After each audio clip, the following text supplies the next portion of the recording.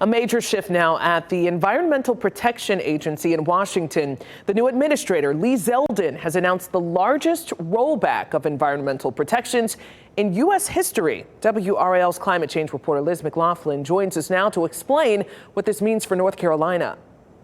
The EPA plays a big role in North Carolina, from coal ash cleanup to climate rules and other protections that impact our state. Now nearly 36 of those rules are on the chopping block. At the center, a plan to undo the key ruling that lets the government regulate greenhouse gases.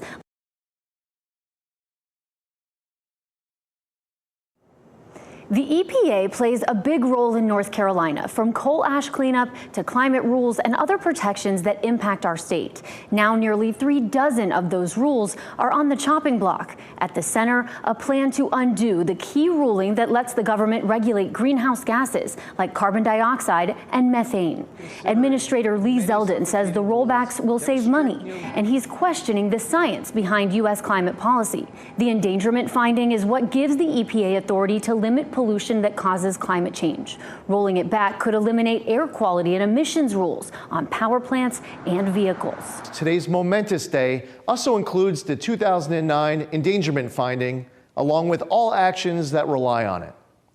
I've been told the endangerment finding is considered the holy grail of the climate change religion. Scientists overwhelmingly agree greenhouse gases are warming the planet, fueling stronger hurricanes, floods, and extreme heat. Last year was the hottest on record, and North Carolina is already experiencing rising seas and costly storms.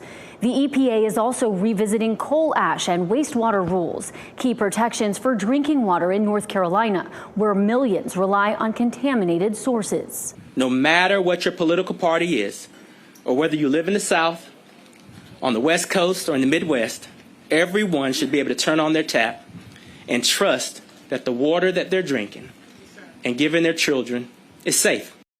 Former EPA Administrator Michael Regan, who grew up in Goldsboro, made cleaning up toxic chemicals like PFAS a top priority. Chemicals linked to cancer and found in North Carolina's rivers and wells. Now those protections and other government-led efforts focused on fighting climate change are uncertain. Liz McLaughlin, WRAL News.